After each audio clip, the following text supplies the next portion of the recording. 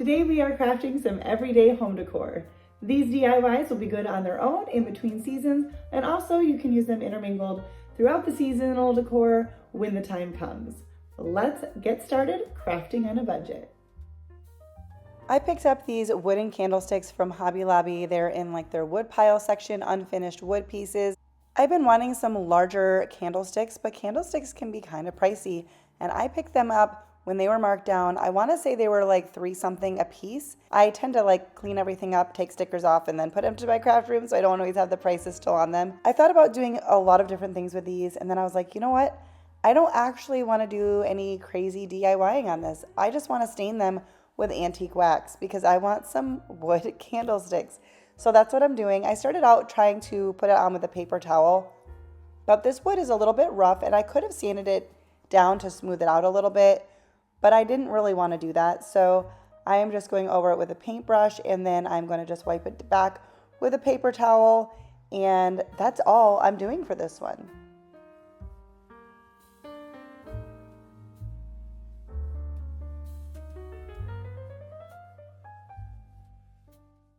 I like to craft with whatever I can find on a budget. So if that's Dollar Tree, then great. If I can't find good prices for good items there, then I'll go to Dollar General, Hobby Lobby, Michael's, thrift stores, rummage sales, my own home decor stash for things that I've had a while and I don't like anymore.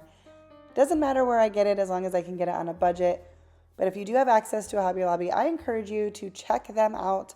Check out their sales, even check out their seasonal decor. I've picked up stuff that is marked down because it's seasonal, but when you look at it, it's actually just like wood blanks, like in their seasonal crafting area, or clearance, which sometimes they have in their clearance section. Other times they have them scattered throughout the store in the individual aisles, which is where I found these candlesticks. So take some time every once in a while if you like crafting and browse the aisles and see what kind of deals you can find. I just have some of my flameless candles on these candlesticks, and I think they are beautiful. I'm not sure exactly where I'm going to put them. I'm thinking I may put them on my dining room table, but I love these candlesticks, and I got them for a super great deal. So not much of a DIY, but I did want to show you how you can get some really great home decor on a budget.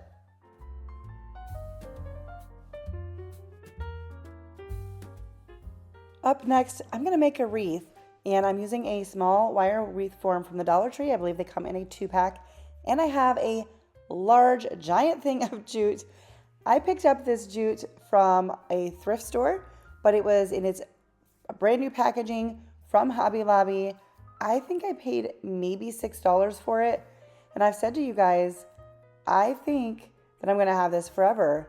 Well, my mom was clearing out her craft stash because she's downsizing, and she gave me another giant spool, but I couldn't say no to it. So we're going to be using some jute here. You can also get it at Dollar Tree, but definitely check out your craft stores because a lot of times with sales you can get a better deal.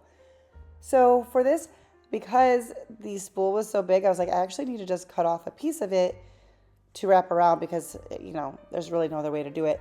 And I got pretty good at guessing how much to take off that spool. I did have to cut off a little extra at the end to finish it up, but I am just wrapping it around, and I'm using a little bit of hot glue. I used some hot glue in the beginning to kind of glue the rope to itself, and then just every once in a while a little dab to kind of help hold it together. But I'm not going to show you this. It did take a little while, but it's not hard. It just takes a little bit of time. You could also wrap your wreath form with burlap ribbon if you wanted to do it that way, but we're going to go super speed here and get this wreath wrapped, the wreath form wrapped with our jute cord.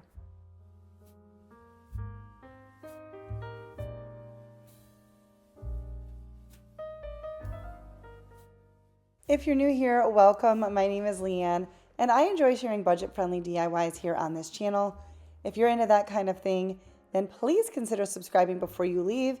That way you're more likely to see my videos. I may not always show up in your home feed if you don't subscribe. So just wanted to put that out there. I'd love it if you'd subscribe. Now this jute is very hairy, so I'm burning it off with a lighter. Be very careful, but you can see, look at the mess. You don't have to do this, but I like to get all the little fuzzies off, but it made quite a mess. on my space. So we got that cleaned up, and then we're going to go ahead and embellish. And I just pulled out scraps and bits and pieces. I had some stray leaves. I had some with stems on them. I had some flowers. I had this metal piece. This was from the Dollar Tree. They came in a 3-pack. They were doing those for all the holidays. Well, not all of them. I think fall and Christmas. I don't know if they're still doing them, but this one looked either just roughed up from storage or maybe I painted it at one point.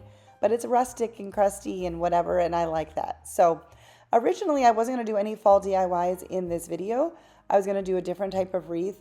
Well, I really wasn't sure what I was going to do with my wreath, and I was going to put it on something, but the DIY took a different, look as I got going on it, but I decided to just still put it in here, even though the rest of the DIYs in this video are not fall. You can, of course, decorate your wreath however you want. I am just using a little bit of hot glue and just kind of throwing on some leaves. Some of these were like fall leaves from like a package, and some were just little bits from a floral pick at some point. I think these smaller green ones were. And I just save all the little bits and pieces because you never know what you need, for making something like this, an arrangement. You just want little bits and pieces. So I pulled out my pumpkins. I decided to go for a smaller pumpkin, and I'm just fussing, hot gluing. I do like when I do, whether it's an arrangement or on a wreath, to use a lot of different types of pieces because I think the different textures just make it look nicer and makes it a little like a higher end, I guess you could say. It just adds like lots of detail and interest.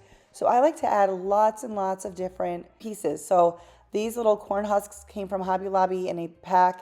I was actually tearing them like long ways to make them thinner. So I've had them in for a long time, and they go far. They go far because you're just using little bits and pieces. And then we're just gonna keep going until I have the look that I like, and then I will attach the harvest word on there as well with a little dab of hot glue, and that is gonna do it. Oh, and also I'm gonna make a hanger out of jute cord as well for the back of this wreath to hang it up with.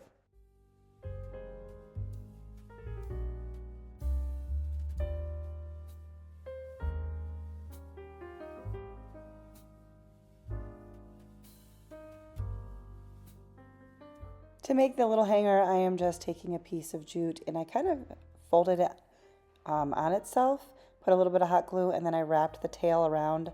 I don't know, hopefully you can kind of tell, and I don't know if I'm explaining it well.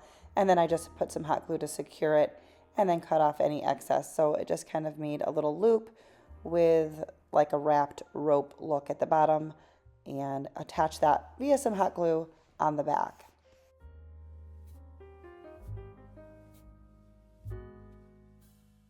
This is pretty on its own. I have it just hanging on some hooks, but maybe on a kitchen cabinet, or it's a little small for like a front door, but it could be a pretty addition to another sign of some kind as well. But I really like this one. Let me know what you guys think of this one down below.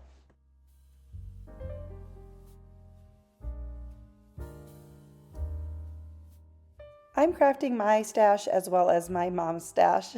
She gave me quite a bit of stuff, most of from the Dollar Tree. So this sign is, I believe, from the Dollar Tree, but you can use anything similar to this. We are going to turn it into a riser, and I'm painting it on a little plastic mat. It's like a plastic cutting board from the Dollar Tree. I like to do that because then I can just pick that piece up and move it out of my way while it dries, while I work on something else. My ink paint by Waverly is getting low, and it's a little thick, so I was just using something to scrape that out there. But we're gonna give this a coat of paint.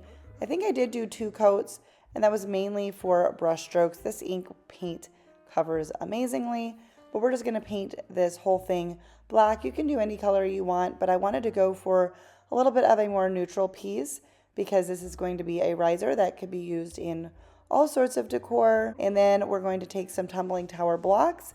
These are from the Dollar Tree, and we are going to stain these with some antique wax by Waverly. I really like this. If you don't have the antique wax, you could paint them, or you could make like a faux stain by taking a brown paint and watering it down a bit and brushing that on and wiping that off, and that'll give you a little bit more of a stained look versus a paint look. And I'm gonna just stain all of these, and I'm going to stain one end but not both ends because we're going to have to glue that on to our riser. I wanted to do a little bit of embellishment. I wasn't sure. I wanted to keep this fairly simple, but I had this resin piece that a friend poured for me. I have not tried out resin myself, but she has sent me several pieces. And so I know it's white and I'm painting it white, but I just saw that the antique wax that I'm going to use in a minute would work better on the resin if I had painted it white. So I'm using a stencil brush to get into all the little details, because there are a lot of details. And then before we stain it, or add the antique wax I should say, we're going to make sure we dry that thoroughly. So I did use my heat gun to speed that up.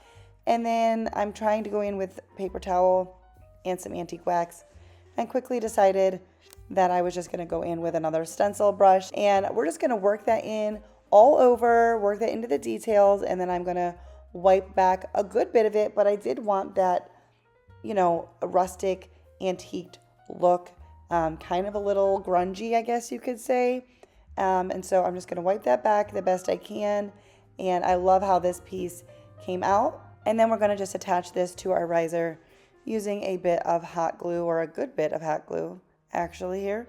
And I just going to place this on one side, which I'm going to make the front of the riser. Doesn't really matter. And carefully place that. And then we will take our jingle blocks and hot glue those in the corners. I was trying to decide if I wanted it, like which direction I wanted them before I attach them. So that's just a preference thing.